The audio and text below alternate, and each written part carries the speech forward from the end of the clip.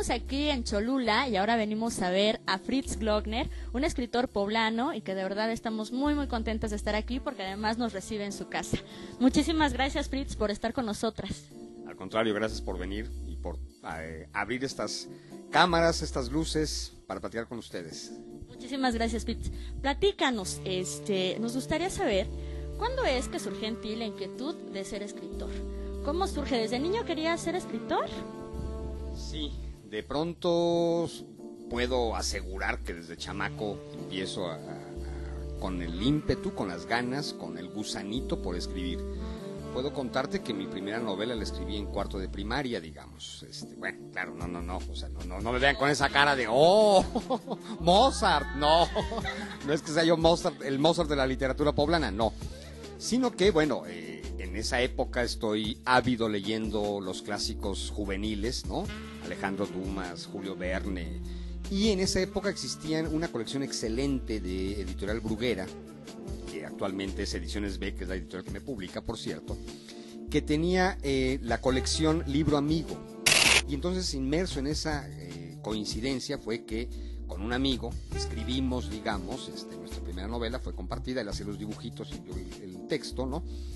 Que más bien era una historieta más que una novela. Y eso sí, inventamos toda una saga. Fritz y Giovanni en la selva, Fritz y Giovanni en el desierto, Fritz y Giovanni contra las momias de Guanajuato, así como el santo. Y así es, Chabelo también. Pero bueno, siempre tienes el gusanito de que hay historias que quieres contar. Entonces definitivamente sí, te podría decir que desde escuincle mis ganas por escribir nacieron. Bueno, el ser escritor ya es tu forma de vivir, pero uno se imagina que un escritor pues vive tranquilo en su casa, inspirándose. ¿Cómo vive Fritz? De la patada. Para empezar, ser escritor es como cualquier oficio, ¿eh? De pronto pareciera que los escritores somos, ¿no? Tal o cual cosa, no.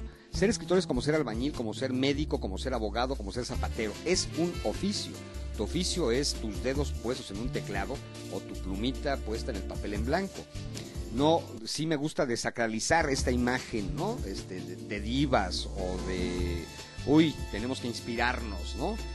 No, somos gente común y corriente, lo que pasa es que optamos por contar historias a través del papel y de la impresión. ¿Es verdad que un buen escritor es el que vive, el que viaja, el que se emborracha y amanece tirado en una banqueta, y no ese que se hace por haber leído? O sea, que no es un escritor de la literatura porque leyó mucho, sino porque ha vivido mucho. Yo creo que ya no estamos en esa época del famoso poeta maldito, adolorido, bohemio, ¿no? Que tiene que estar en los prostíbulos, en el bajo mundo, despertando alcoholizado bajo la sombra del Portal Hidalgo. No, yo creo que ser escritor es una vocación que, bueno, cada quien tiene su vida como tal. Evidentemente, dependiendo de tu pasado, de eso te va a marcar, es obvio, ¿no? En mi caso muy particular, bueno, el venir de la familia de la que vengo, donde mi abuelo se convierte en el primer rector de la universidad, primer rector comunista, digamos, ¿no? De filiación de izquierda, en 1961, luego de la reforma universitaria, y que además mi abuelo es el primer médico de enfermedades venéreas de Puebla. Entonces imagínense esa lindura de lo que era la sala de espera del consultorio de mi abuelo, porque por ahí pasaba la prostituta más pobre, pero también el empresario y el cura que se habían contagiado de sífilis o de gonorrea, los cuales evidentemente negaban, punto, estar en la antesala del consultorio de mi abuelo era como estar en la antesala del infierno, todo por andar de pecaminosos, haciendo uso de sus altas pasiones, porque nunca he entendido por qué dicen bajas pasiones, son buenísimas, ¿no? Porque te vas abajo, te vas hacia abajo, pero bueno, eso ya depende del Kama Sutra de cada quien. El caso es que sí, definitivamente de la familia de la que vengo, pues tienes una serie de vivencias, una serie de experiencias, y luego que mi padre opta por la clandestinidad, opta por la guerrilla en 1971, y eso te va marcando, pues, y te va enseñando qué tipo de historias quieres contar. Un escritor se hace porque escribe, no tanto porque viva o porque lea, fundamentalmente es obvio que lectura y escritura son primas hermanas que si no se llevan bien, vale madre el oficio. ¿Cómo convive un escritor con su familia, ¿no? En ese sentido, porque igual cuando no estás escribiendo puedes convivir con ellos muy bien, pero cuando necesitas estar solo, ¿cómo es esa convivencia con la familia? No, la familia siempre entiende, o hasta ahorita en mi caso siempre ha entendido, que cuando tengo que escribir y me tengo que encerrar, no es que me llegue la inspiración, es que se madura el trabajo de investigación de la historia que quieres contar. No existe la inspiración, no es que las musas lleguen cuando estoy durmiendo y mi cabecita está puesta en la almohada. Es un oficio, pues, que practicas, por eso decía yo, como el albañil o el carpintero, ¿no? Y en este caso, pues, la familia sí definitivamente apoya y sabe que es tu trabajo. O sea, yo no tengo un horario de entrar a las 8 de la mañana, a las 9 de la mañana a una oficina. Hay días que me puedes ver a las 12 del día tomando un café en el centro de Puebla. Pudieras pensar, este huevón que está haciendo, ¿no? No estoy empollando productos de gallina, sino que sencillamente estás en otra lógica. Ahora sobre lo que escribes, porque queremos llegar precisamente al tema de lo que es tu familia, tu entorno. Platícanos de qué escribes, qué distingue a tu literatura. Evidentemente se me ha considerado como uno de los especialistas de la mal llamada guerra sucia en México. Digo mal llamada porque siempre he dicho que lo que sucedió en México fue una guerra de baja intensidad, que es muy diferente a guerra sucia. Debido a que mi padre opta en 1971 por irse de guerrillero, irse a la clandestinidad, la familia es marca, ¿no?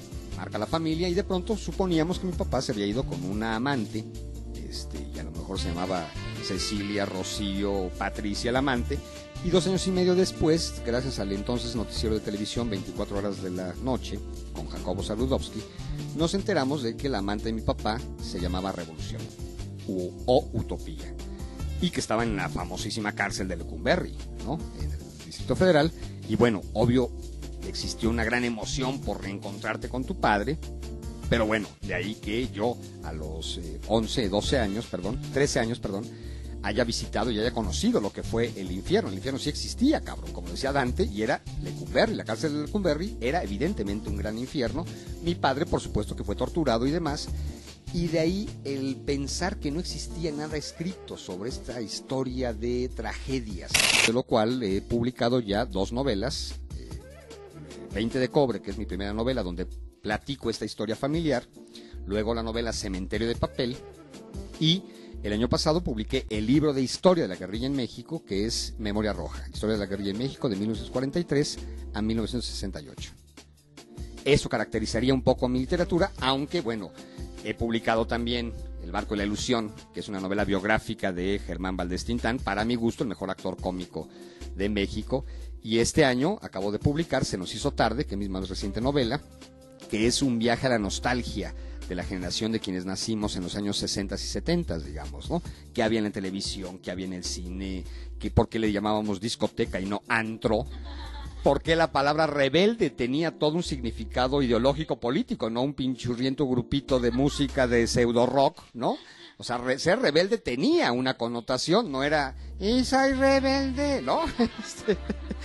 ¿Cómo fue ese proceso, ¿no? De escribir siempre, o bueno, tener la idea de escribir sobre la guerrilla y ahora sobre otra cosa que no es la guerrilla?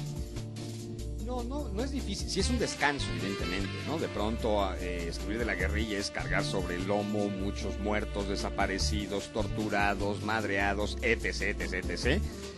Y de pronto escribir la novela biográfica de Tintán, El barco y la ilusión, fue echar un desmadre con Tintán de manera maravillosa. Y en Se nos hizo tarde es jugar con mi generación. La novela esta tiene que ver con un fragmento de un poema de José Emilio Pacheco que dice algo así como: hoy somos todo aquello en contra de lo cual luchamos a los 20 años. Entonces era plantearme mi generación qué tanto se ha traicionado a sí misma, qué tanto hay compañeritos míos de la preparatoria que a lo mejor apostaron sus sueños al mejor postor,